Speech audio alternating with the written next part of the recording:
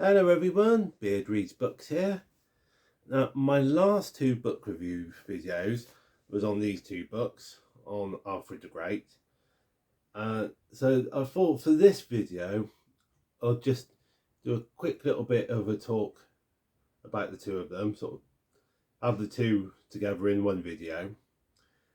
So this one, In Search of Alfred the Great, is by I'm going to see if I can pronounce his name. Edoardo Albert. I've probably done a bad job of pronouncing that. And this one's Alfred the Great by David Horspool. Now, both of these books were written back in about 2014, hot on the heels of a bone being found in the grounds of Hyde Abbey, just outside Winchester. A bone that is there's a high chance that this bone belonged to either Alfred the Great or to his son.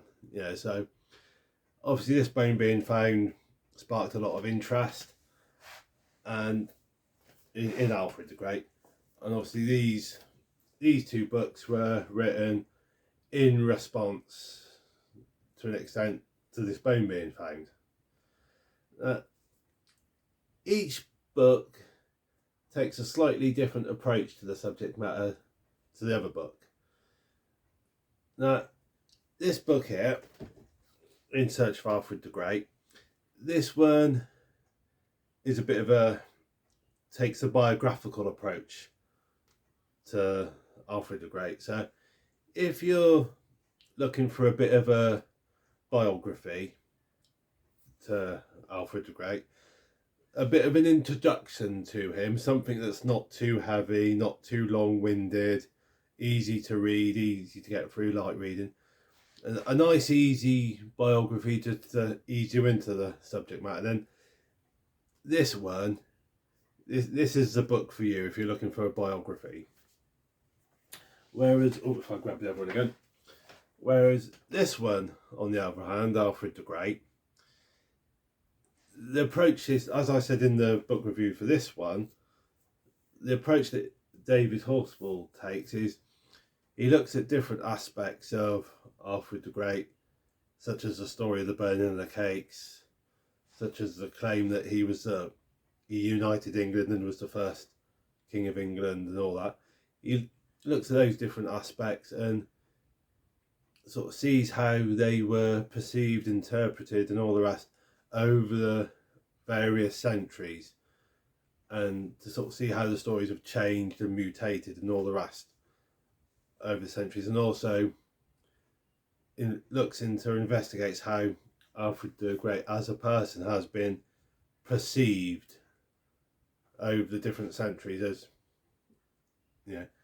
as people look back at him with their own perceptions and attitudes.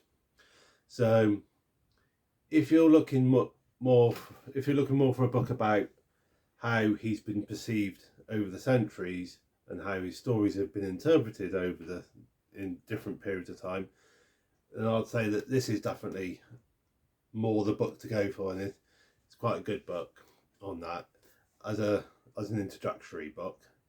Again, not too thick, not too heavy going, so it's a nice easy read, so that's quite good. So I mean, I found with both of these books, they were both easy to read, weren't heavy going, so they've both got that in their favour.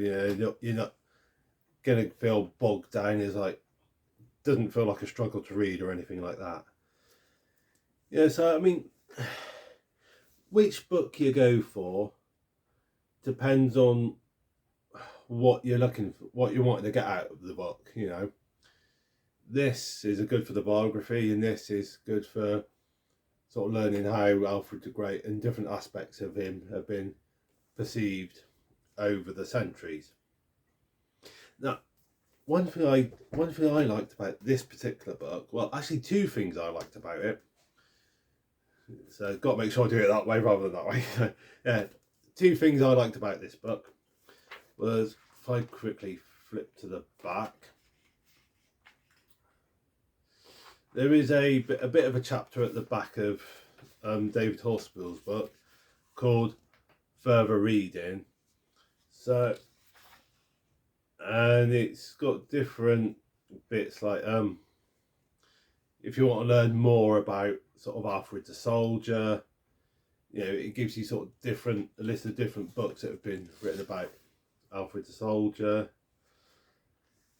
And it's like, and for example, there for Alfred and the Law, because he was like, stories about him being a great lawmaker. So if you want to like learn more about Alfred and the Law, it suggests sort of different books about that. You know, so that's quite a good thing. You know, if you've sort of like read this as a bit of an introduction to Alfred the Great, and you want to learn more about him, you know, there is a bit of a section at the back that gives suggestions for further reading. You know, so that's quite a good thing. You know, and not only that, it's also good that it sort of breaks it down into sort of different aspects, such as Alfred the Soldier.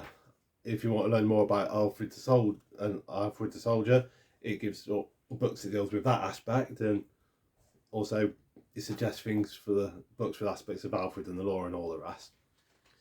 So that's pretty good. And another thing I liked is this, because this was published by Amberley Publishing. Well, actually, both these books were published by Amberley Publishing Company. And at the back of this book, it got a little section that tells you what else is available by Amberley Publishing, such as you got Richard III and like The Six Wives and Many Mistresses of Henry VIII. He was a very busy boy, wasn't he, Henry VIII? And The Princes in the Tower.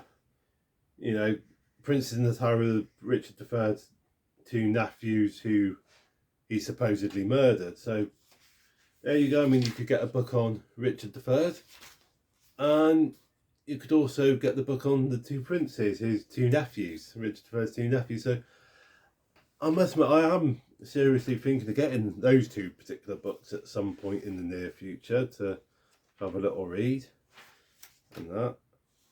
And don't know how well it shows up, just little pages, so sort of with like more Kings and Queens of England and all the rest from Amberley Publishing. So yeah, that was a couple of little things that I really enjoyed about this book, just a couple of little aspects. So there you go, guys. Which book would you go for? Now, actually, tell you what, guys, that is a good question. Drop me a comment. If you were going to buy one of these books, which one would you personally go for and why? I'm interested to know. You know, so and if any of you have read either of these books, tell me what you thought of it. Did you enjoy reading them? Didn't you enjoy reading them? And why? You know, so I'm always happy to sort of hear comments on sort of whether or not you read the book and what you liked about it, what you didn't like, and all the rest. So yeah, so feel free to drop a comment. Well, guys, thank you very much for watching.